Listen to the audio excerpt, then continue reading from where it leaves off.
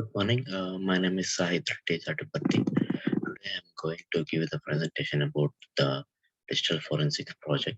That is, the topic name is Revisiting the dataset gap problem. Before going to the project description, I need to introduce what is revisiting the dataset gap problem. So first of all, it's nothing but the data has been nowadays. The data which has came from the internet has been become one of the most important target for the forensic investigations. However, the analysis of the challenging data, which is due to the wide variety of devices like operating systems, personal computers, as well as the volume of data that can be shared on the store and the system. And one of the major key challenges in the mobile forensic is called a dataset gap problem. But it refers to the lack of the availability of the dataset mobile devices. Like, how can I say that it's a development process, and it sometimes it also places the difficult challenges in future. Compared with the different mobile forensic methods and tools, and in depth, I can go into the objectives and the aim. The main aim of this dataset problem is to revisit the data set gap problem in mobile forensic. Like the objectives are to study, to access the availability of forensic corporations, like to identify the perspectives of the mobile forensic experts. So, like, there are some of the solutions to the data set gap problems. Like in the literature review, I can explain that it can be explained in the major 4 years. In 2015, Wang ETL has been connected an assessment. Like it is depends on the founder that they have found that most forensic are not being suitable for the research purposes. Like in depth, they are not innovated and do not contain the metadata. Well, coming to the 2016, in this year, it has been founded that the study on the perspective of mobile forensics. Like in found in general, you can say that there are also found the most forensic corporation is not suitable, and they also found the majority of mobile forensics are not been annotated and do not contain metadata. In the year 2017, League has been conducted and a study of the availability of forensics data, and they also found that there's a lack of publicity and also the availability of the mobile forensic corporation. So they are also found that the majority of the forensic data are also available in a small scale budget and small size, and they have a limited coverage. And in the year 2018, CAL has been founded on the MFDSP. They have found that it is a valuable research which has came from the mobile forensics data. And they are initially they have not been found any kind of data, but finally they have found that MFDSP is an easy to use that has been wide variety of data sets.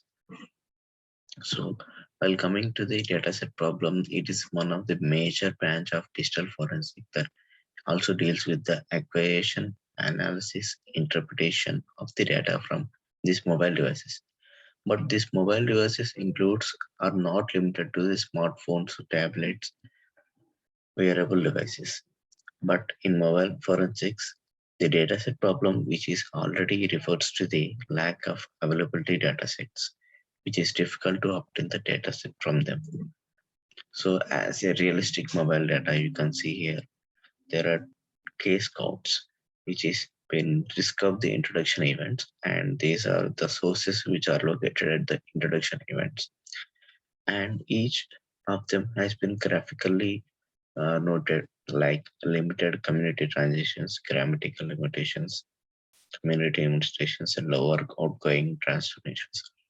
So based upon these three, we can see here as the travel has been decreased and increasing from the location and to events. some of the NPIs, and also the individuals been in the proximity of an infected individuals, like the population, mobile phone owners, and smartphone owners, application users. These four are the major key points in the realistic mobile data. And these three has been indicated as the three contracts, like contact tracking application, proximity mobility, GPS locations, CDR mobility. And based on this population rate and population size, each has been increased from the year to year. In depth, like I can say that there are perspective of mobile forensic data. It's a collection. It's a kind of the collection of device, and also and it's digital evidence from the mobile devices, and it is also used by the investigators because it is used to identify and also recover the digital evidence from the mobile devices. And they are also divided into two parts, like the statistic corporation and the dynamic corporation. These two plays an impact in the mobile forensics data. Like the statistics contains that does not change any over time, such as files and images, whereas the dynamic corporation contains which some evidences that can be changed or deleted, such as the text messages and call logs. And as a forensic data, this kind of data has been real time data sets versus synthetic. So like in initial, we can say the real data sets are condemned other data sets, which is nothing but been elected from the real world. They are also basically harder, which is used to work within that synthetic data, but they are also more respective of the real kind world. Whereas synthetic data sets are a kind of generated by the computers and often clear and easier to work within the real data sets, like the original data, fully synthetic data, partially synthetic data. These three collections has been implemented in the real dataset versus synthetic. So as in the fully synthetic data, artificially new kind of database has been created, whereas in the partially synthetic data, artificial generator points has been generated. So these two came from the original data, like which is statistically denoted. So I say I'm saying that it is as per the generation of a forensic contents. This digital device is seized as a part of criminal investigations. In basically, I can say that some criminal kind of murders like has been happened.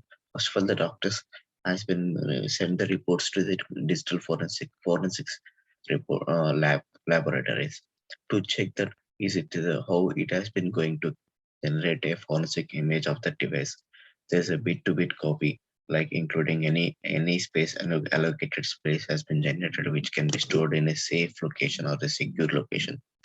And one more thing is forensic image. Once the forensic has been created, it can be analyzed to show for any kind of evidence that may be relevant to the that case by extracting or deleted files, the data from application databases, and also looking for any kind of hidden data or encrypted files. Whereas it's a kind of, I can say that it's a kind of process of generating the image, forensic images, and also analyzing for evidence, which is came from the digital forensic, and it plays an important role in the many kind of crimes. So to be concluded, this I can say that this is a gap problem. It's kind of a major kind of issue in the forensic community. So to look at of this, it's a lack of ability of quality mobility companies which hampers the research development in this field. So it's a kind of lack of assessments of the mobile forensics data. And in compare with it is also difficult to compare from the different data sets in the forensics lab. And also finally, it's a kind of more perspective on the data set. There is a lack of perspectives and the gap problem, which means like it makes an difficult solutions to identify the potentiality from the data. So as of now, this is the conclusion, and these are the references I have used from where to where, like which revisiting data to from which, like conclaves and your revisiting inter industry wages. Like it's an identification problem or electronic journal, and this is how the forensic data and the revisiting data. So this is the end of my presentation. Thank you and have a nice day.